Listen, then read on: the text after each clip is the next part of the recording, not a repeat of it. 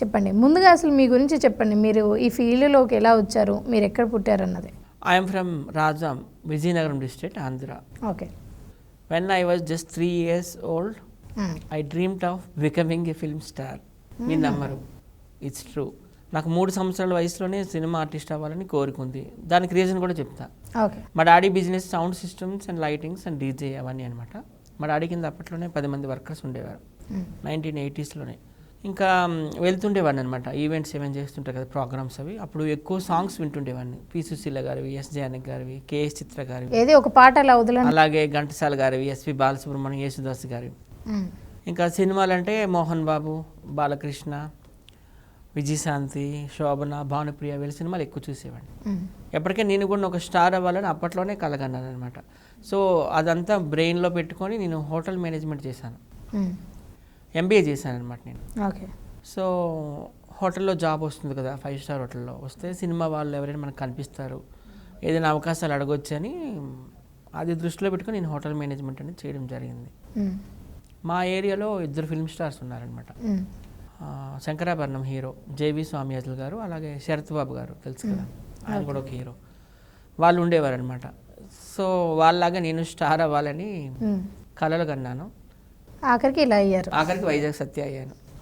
So MBA చేసి మరి ఇలాంటి పనులన్నీ చేయడానికి ఏంటి రీజన్ ఏంటి? ఇలాంటి పనులన్నీ అంటే ఇలాంటి పనులు అంటే మీరు ఎవరితో తిరుగుతారో మీకు తెలుసు, చూసే ఆడియన్స్కి తెలుసు. నేను ఎవరితో అంటే నక్సలైట్లు, రేపిస్టులు, హంతకులతో తిరుగుతున్నానా? పాన్ స్టార్స్తో తిరుగుతున్నారుగా. ఎవరు వృత్తి వాళ్ళదమ్మా, ఎవరికి మనం వేలేదు చూపించలేదు. అవును కావచ్చు, బట్ అదే అడుగుతున్నాను. వాళ్ళు కూడా మనుషులే కదా, వాళ్ళ వృత్తి అది అంతే. వాళ్ళ వృత్తి. ఇప్పుడు సన్నీ లియోన్ ఉంది, ఆమె కూడా ఒక పోర్న్ స్టారే. ఆమెతో మరి సినిమాలు తీయడం లేదా జనాలు? తీస్తున్నారు. అలాగే అది వాళ్ళ వృత్తి అంతే. మనం సన్నీ లియోన్తో కూడా నేను తిరుగుతా అని చెప్తున్నారా ఇండైరెక్ట్గా? నేను సన్నీ లియోన్తో తిరుగుతానని చెప్పలేదు. పోర్న్ స్టార్స్తో తిరుగుతున్నామంటే అది వాళ్ళ వృత్తి. మమ్మల్ని బయటకు వచ్చినాక అందరూ మనుషులే. అంటే మీరు ఓన్లీ అలాంటి వాళ్ళతోనే తిరుగుతున్నారు కదా, జనరల్ వేరే వ్యక్తులు అసలు మీకు తెలిసే ఉండదు అన్నట్టుగా చేస్తున్నారు. నా ఫ్రెండ్స్ ఎవరంటే సోషల్ మీడియాలో ఉప్పల్ బాలు, టిక్ టాక్ దుర్గారావు, ఆవేశం స్టార్, వీళ్ళంతా నా ఫ్రెండ్సే. ఎవరైనా లవ్ చేశారా? నేను చేస్తున్నా. ఓ అమ్మాయినే చేస్తున్నారు అయితే టోటల్గా. అయితే హ్యాపీనే. I mean love with you. కొడతారు మా వాళ్ళు వచ్చి నిన్ను. తప్పేముంది, లవ్ చేసి తప్పేముందా? అలా అంటారు. నువ్వు కూడా చెయ్యాలి కదా. నేను చేస్తున్నానులే మా అమ్మని మా నాన్నని. ఇప్పుడే వీడియో కాల్ వచ్చింది, వీళ్ళు ఎవరు అనుకుంటా. కట్ చేయొద్దు మరి, మావన్నీ కట్ చేస్తారా, ఎడిటింగ్ చేస్తారా? అలా ఏం చెప్పలేదు. అయితే నిజంగా మీరు అమ్మాయా అబ్బాయా? బట్టలిప్ చూపించాలా? చూపిస్తారా? చూపించండి. 100% చూపించండి. కెమెరా ఆఫ్ చేస్తే చూపిస్తా. మరి కెమెరా ముందు అయితే కొడతారు కదా. నేనైతే అబ్బాయి కొన్ని పార్ట్స్ నాకు కూడా ఉన్నాయి రమ్య. అంటే మీరు ఎక్కువగా ఉప్పల్ బాల్తో. అమ్మాయి అంటే నేను సర్జరీ చేయించుకున్నానా? నువ్వు నాకు చేయించావా సర్జరీ? సర్జరీ చేయించుకోవడం కాదు, అంటే ఫీలింగ్స్ ఎలా వస్తాయి? అమ్మాయి మీద ఎక్కువ వస్తాయా, అబ్బాయి మీద వస్తాయి? నేనైతే బాయ్నే. అమ్మాయి మీద ఫీలింగ్స్ వస్తున్నాయి. అమ్మాయి మీద వస్తున్నాయా, అబ్బాయి మీద? నీ మీద వస్తున్నాయి. అంటే నువ్వు అమ్మాయి కదా? నేను అమ్మాయిని కాదు. మీరు చెప్పండి, మీరు అమ్మాయా అబ్బాయా? నేను బాయ్. ఫీలింగ్స్ ఎవరి మీద వస్తున్నాయా అని అడుగుతున్నా. ఫీలింగ్స్ అమ్మాయి మీద వస్తాయి. అమ్మాయి మీదే వస్తాయా? అదే కొంచెం డౌట్ వచ్చింది. అయితే ఉప్పల్ బాల్తో అలా చేతులు వేసి పిసికేయడాలు ఇవన్నీ చేస్తూ ఉంటారు కదా, అమ్మాయిలతోని అబ్బాయిలతో ఇద్దరితో చేస్తారు అనుకోండి. అదంతా ఒక ఆర్ట్ అంతే, ఒక కళ, షూటింగ్ వరకే. అంటే ఇప్పుడు మీరు చేసే ప్రతిదంతా కూడా షూటింగ్ తర్వాతే. షూటింగ్ తర్వాత ఇంకేం చేయాలి? ఎప్పుడు చూసావు? రియల్గా ఈ రోజే కదా. అవును, అదే అడుగుతున్నా, నాకు తెలియదు. వీడియోస్ ఎప్పుడు చూస్తుంటావు? వీడియోస్ ఏంటంటే అది షూటింగ్. మనకు డైరెక్టర్ ఎలా చెప్తే అలా చేయాలి, కెమెరామెన్ ఎట్లా చెప్తే అట్లా చేయాలి. అసలు మీకు ఇలాంటి ఐడియాస్ ఎవరిస్తారు? ఇలాంటి కంటెంట్ చేయాలి, ఇలాంటి బూతులు మాట్లాడాలి, ఎక్స్పోజింగ్ చేయాలి అని. ఎవరు బూతులు మాట్లాడారు, ఎవరు ఎక్స్పోజింగ్ చేస్తున్నారు, నువ్వు ఎవరికి ఇంటర్వ్యూ చేస్తున్నావు? నాకు అర్థం. నేను వైజాగ్ సత్యను ఇంటర్వ్యూ చేస్తాను. నేను ఎక్స్పోజింగ్ ఏం చేశాను? మీరు ఎక్స్పోజింగ్ చేయలేదు. ఎక్స్పోజింగ్ చేసే వాళ్ళలో మీరు ఉంటారు కదా. అలాగైతే ఓకే, కరెక్టే. కానీ నేను ఏం చెప్తున్నాను, సినిమా అనేది నవరసాలు, అందులో అన్ని రసాలు ఉండాలి. అందులో వన్ ఆఫ్ ద రసం శృంగారసం.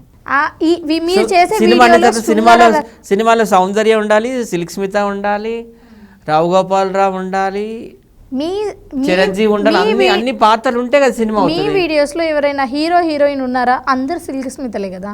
ఎందుకు లేరు? ఉన్నారు, అందరూ ఉన్నారు.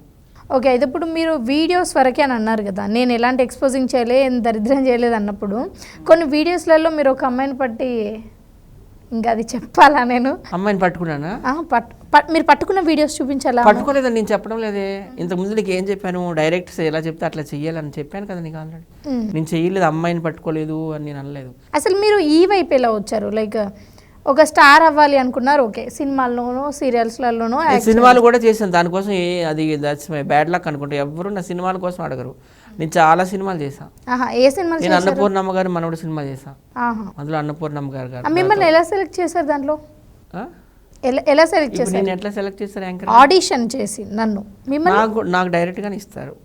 నేను సోషల్ మీడియా స్టార్ కదా.